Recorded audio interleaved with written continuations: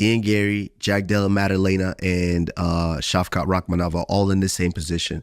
They're young, streaky guys. I believe they're maybe undefeated, or maybe not. But the young guys that are on their way up and trying to get that, I do agree. They do need to be built quite a bit. So it's up to the UFC. What are you going to do? Who are you going to gamble on? You have JDM fight Ian Gary. That's a big fight. You could put on a co-main event somewhere or put on a big pay-per-view to potentially raise these guys' stock. Or do you go JDM versus Shafkat? Or do you go Shafkat versus Ian Gary? You know, these are intriguing matchups that you can do for these guys to potentially build their stock as one of the newer generational guys that could potentially, carry that division in the future. Yeah. So that's what I think with those guys.